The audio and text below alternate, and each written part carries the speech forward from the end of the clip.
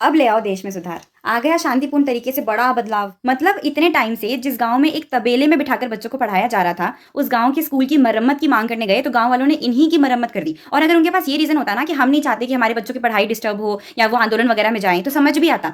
गांव वालों का सीजेपी की वॉलंटियर्स का ना आने देने का रीजन सुनो। उनका बहिष्कार करते हैं सीजेपी वालों को, क्योंकि उन्होंने भी जंतर मंतर पे जो श्री राम हमारे जो आराध्य हैं हिंदू समाज है उनको इतनी गालियां दी कि हम हमारे गांव में देश विरोधी पार्टी को नहीं घुसने देंगे। उन्होंने कैसे हमारे आराध्य राम प्रभु श्री राम को गालियां दी। उन्होंने हम आपका बहिष्कार करते हैं। क्यों करते हो? कि आपने श्री राम को गाली बकी है। मुझे समझ नहीं आता कि इतना ब्रेन वॉश्ड कोई कैसे हो सकता है कि उन्हें अपने ही बच्चों की तकलीफें दिखाई नहीं दे रही, अपने ही बच्चों का भविष्य नजर नहीं आ रहा। जिनके पास कॉन्टेक्स्ट ही नहीं है उनको मैं बता देती हूँ कि हाल ही में कॉकरोच जनता पार्टी ने एक कैंपेन लॉन्च किया था जिसका नाम था स्कूल ठीक करो, जिसके तहत ग्रामीण क्षेत्रों में जो सरकारी विद्यालय हैं, जो गवर्नमेंट स्कूल्स हैं, जो अच्छी स्थिति में नहीं है, वो उनकी फोटोज और वीडियोज कैप्चर करने वाले थे और सरकार से ये मांग करने वाले थे कि जितना जल्दी हो सके उनकी मरम्मत कराई जाए और कम से कम बेसिक फैसिलिटीज प्रोवाइड करवाई जाए। जैसे ही सीजेपी ने ये कैंपेन लॉन्च किया, उत्तर प्रदेश और राजस्थान की सरकार ने किसी भी आउटसाइडर का या किसी भी तरह की मीडिया का गवर्नमेंट स्कूल्स में आना बैन कर दिया। अब यहाँ पर लोगों के अलग अलग ओपिनियंस हो सकते हैं। कई लोग इस मामले में सीजेपी के फेवर में हैं, उनकी इस पहल की तारीफ कर रहे हैं, और कई लोगों का मानना है कि कॉकरोच जनता पार्टी तो है ही एंटी नेशनल पार्टी, जो सिर्फ सुर्खियां बटोरने के लिए और देश में दंगे फसाद बढ़ाने के लिए इस तरह की एंटी बीजेपी कैंपेन्स करती है। कुछ लोगों का मानना है कि गवर्नमेंट स्कूल्स में मीडिया को इसलिए आने नहीं दे रही ताकि गवर्नमेंट स्कूल्स की असलियत बाहर ना आए, और कुछ लोगों का मानना है कि गवर्नमेंट स्कूल्स में बच्चों की प्राइवेसी खराब ना हो, स्कूल का डिसिप्लिन खराब ना हो, इसलिए सरकार ने ये कदम उठाया है। अब देखो,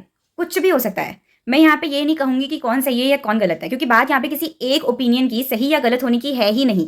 बात यहाँ पर यह है कि सीजेपी के स्कूल ठीक करो आंदोलन शुरू करने की कोई भी वजह रही हो, आखिर में इनडायरेक्टली ही सही फायदा तो सरकारी स्कूल में पढ़ने वाले बच्चों का ही होता ना। और यहाँ पर बात किसी एक पार्टी की नहीं है। राजस्थान एक ऐसा स्टेट है जहाँ पर ऑलमोस्ट हर 5 साल में पॉलिटिकल पार्टी बदलती है। मतलब अगर स्कूल्स में पहले से अच्छा कंस्ट्रक्शन होता तो सिर्फ 5 साल में कोई अच्छी खासी इमारत गिर नहीं सकती, और अगर अच्छा कंस्ट्रक्शन नहीं था तो कुछ साल काफी है एक जर्जर इमारत को वापस खड़ा कर देने के लिए। तो हम यहाँ पर ये तो कह ही नहीं सकते कि कांग्रेस की गलती है, बीजेपी की गलती है, सेंट्रल गवर्नमेंट की गलती है, स्टेट गवर्नमेंट की गलती है, क्योंकि सच तो ये है कि किसी भी पॉलिटिकल पार्टी ने गवर्नमेंट स्कूल्स पर ध्यान ही नहीं दिया, उसके लिए कुछ काम ही नहीं किया। और स्पेशली विलेज एरियाज में तो ये लोग अपनी मुंह दिखाई सिर्फ इलेक्शन के टाइम पर ही करते हैं, और एक बार जीत गए तो उसके बाद वहां के बच्चे चाहे टेबल पर बैठ के पढ़े चाहे तबेले में बैठकर, उनको कोई फर्क नहीं पड़ता। सच तो ये है कि हमें किसी भी तरह की फोटोज और वीडियोज की जरूरत ही नहीं है ये जानने के लिए कि हमारे देश में गवर्नमेंट स्कूल्स की क्या हालत है, क्योंकि हम भी इसी देश में रहते हैं, और कोई तो कारण होगा ना कि हमारे पेरेंट्स ने हमें प्राइवेट स्कूल में पढ़ाया है, और हम भी हमारे बच्चों को फिलहाल तो गवर्नमेंट स्कूल्स में पढ़ाने की सोच भी नहीं सकते। सोचने वाली बात है कि आईआईटीज, एनआईटीज, एम्स, केंद्रीय विद्यालय, ये सारे भी तो गवर्नमेंट इंस्टीट्यूट्स हैं।